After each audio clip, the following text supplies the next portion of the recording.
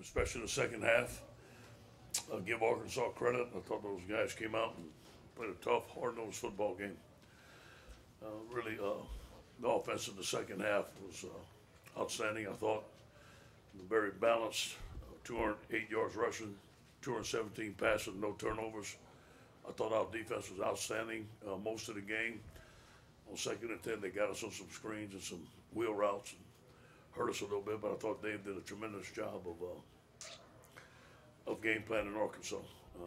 We're disappointed in our field goal kicker, obviously. The extra points that he missed in the field goal. I was proud of Jack to come in and do what he did. Our kickoff coverage was good tonight. They had an excellent returner. I was proud of the team. I was proud of keeping the boot home for two years in a row. That meant a lot to them.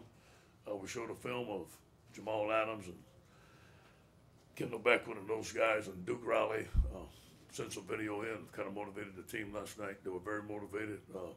We didn't blink with 11 o'clock kickoff. We answered the challenge. Now it's going to be pressing on to Tennessee. Now look at the film, get better, and then pressing on to Tennessee on Monday. Any questions?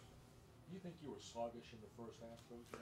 You know, I thought defensively we were fine. I thought offensively we were very sluggish. I mean, it seemed like their defense was penetrating a lot more than we thought. The sacks and you know, the tackles for loss, and then we had a couple of balls that we missed. It looked like we were sluggish, but I was proud of nobody blinked. There was no hollering and screaming at halftime. We just stuck to the game plan, and we took what they gave us, and we came out in the second half and won the game. What is Arkansas game called? Was it a struggle? I mean, it was a 3-touchdown win, but it wasn't a 3-touchdown. Yeah. You know, I think that it's a rivalry game, and I think it's more of a rivalry game for them. And they want to beat LSU, and you come to LSU, you're at the top, so I think they play over the head. When they play at LSU, they're a physical game, and I think that's what it is. Obvious after Alabama week, and we all know that as much as we want, that's a very important game to us, and we had to bounce back and not have a hangover like we did in the past couple of years, and we did. So, and we knew it was going to be a struggle, especially in the first quarter. I thought, you know what, these guys came to play, but always thought that we were going to win the game. You talked about the balance on offense. How important was that 8 to 10 to 12-yard pass game? No question. Yeah. Intermediate pass game is something we all want to improve on, and I thought Stephon Sullivan showed up. We hit the ball to the tight end a couple of times. DJ played good again, and those things that we need to expound on, get better and better and better to move the change, because the short intermediate passes are going to be open when everybody's stacking the box with the running backs that we have. How to get DJ some receiving touchdowns, this late in the season? How crazy is that? And how much, does he just kind of stay the course and really play? He has, man. I'm so glad. Last year he thought about going out, and I'm so glad he stayed. And you got to give credit to Mickey Joseph's done a tremendous job of coaching him. Jerry Sullivan is helping us coach Mickey. I think his route running has been a lot better. His footwork has been a lot better. We got one of the best in the world teaching Mickey, and Mickey's teaching those guys, and that's what you're saying. What is it about DJ where these early mistakes here in Auburn both turn into one of his better games? Yeah, well, he's mature. He's mature and he sticks with it. He believes in himself and he has confidence. Ed, what did you see in the kicking struggles? What's that? What did you see in the kicking struggles? What do you attribute that to? I won't be funny here. I saw the same thing you saw. Bad kicks. Yes. Now I'm gonna let our kicking coach look at it, and that's not my expertise. And we're gonna figure it out, though. I promise you that. Coach, outside of the special teams area, Yeah.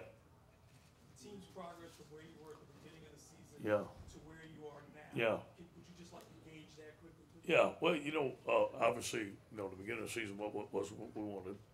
I think that the leadership, the belief, the grit, the competitive nature, learning to, when we make a bad play, to let it go and play the next play. I think that's what you see in this team. It doesn't linger on.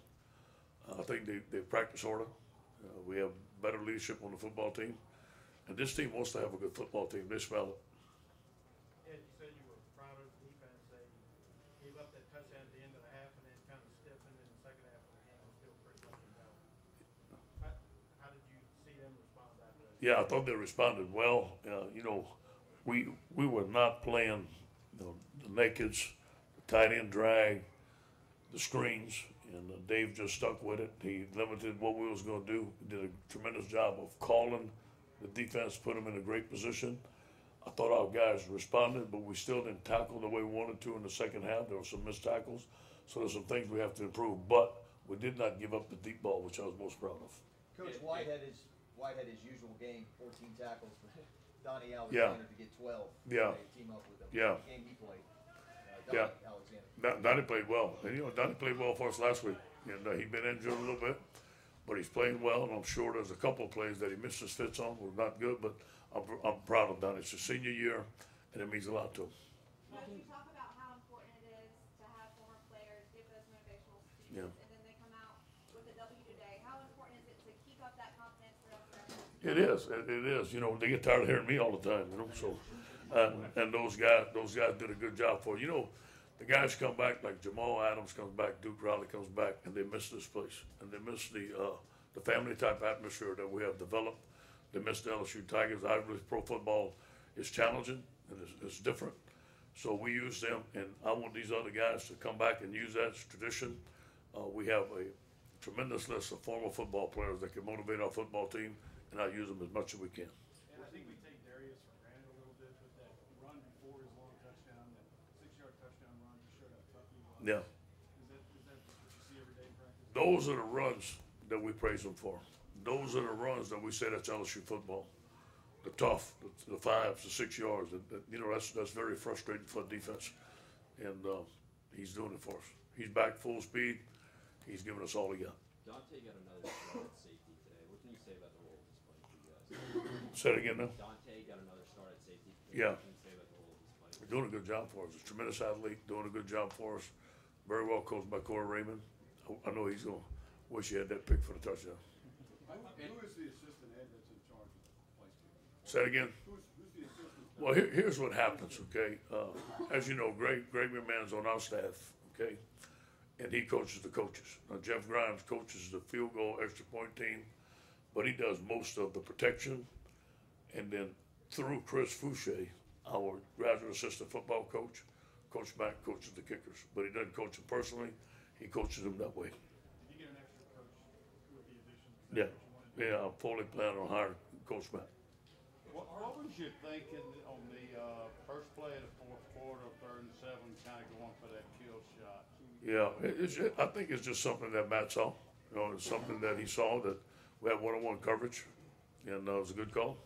Why have you been able to handle this week specifically so well the last 2 years? What did you point to? You bring up a good point, Ed. I really feel I learned from Pete Carroll that you have to treat every game one game at a time. And if you make lofty goals, we'll win the college football playoffs and we're going to be in the championship, and stuff doesn't go right. It makes it tough. And we haven't made Alabama win all or nothing. That hasn't been, although it's important and we know it is. But we've gone into every week, we say we're going to treat one game at a time, and that's what we've done. And I think the guys are catching on to it. And Danny missed some throws. Obviously missed some throws in the first Yeah. half, but the second half, what did you see at? I thought he was good, and we stayed with him. And I want Danny to know we got confidence in him. It would have been easy to pull him. I didn't want to do that. Danny has bled purple and gold, and I was not going to do that to him. I wanted to give him a chance. Now in the third quarter, if he wouldn't have performed like he did, we'd have pulled him. But I just wanted to give him a chance. Coach Arden Key, you didn't get sacks, but you got a lot of pressure today. Yeah. How is he rounded? He's doing good. He's getting better. He's in shape. He battled through some injuries today. Now, he was hurt a little bit, and the kid wanted to come in for him. I think that he was out the rest of the game with a couple of injuries, but I think he should be fine. Coach, you've been adamant about playing for now and not the future.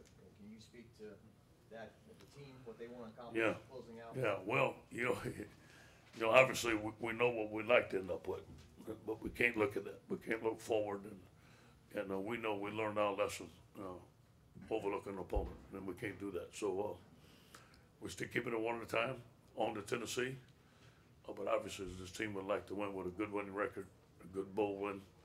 But in order to do that, we got to go play well on the road against Tennessee, and that's all we can be concerned about. How tough is it up there? You obviously spent a year up there. How tough is it to play? It's a great atmosphere. I enjoyed my 1 year there. Great stadium, great tradition, a lot of respect for that school. But again, it's not going to be about them. It's going to be about us. We got to buckle up. I think one thing that's going to help us this week that we've seen that although we won the game, we didn't play well in spots. And when you win the game and your team doesn't play well in spots, they kind of see it on film and they respond a little bit better. Coach, Last one for Coach. how do you think, could you just describe the difference between playing 11 o'clock in the morning or nighttime? Yeah, but here's what I'm gonna tell you. With us, we didn't make that a big deal. And on Monday, we said, listen, we're gonna play 11 o'clock, and that's it. And this morning we woke up, and I tell you, man, our young coaches were on fire. We had a 7:30 meeting, and our whole team was in there at 7:20. And we had a little motivational film. They liked it. We had some fun. We had a call-out session. So I think our guys will learn to do it. Obviously, the stadium's more excited at night. You get more rest during the day, but it's something that you have to do. What are you doing all the free time now? What's that? What are you doing all your free time now? What I'm doing, hey, I'm going to watch the McNeese State Cowboys, Parker Ogeron and Cody Ogeron, play my former team, the Northwestern State Demons. So I'm going to have a blast. Thank you, guys. Appreciate you.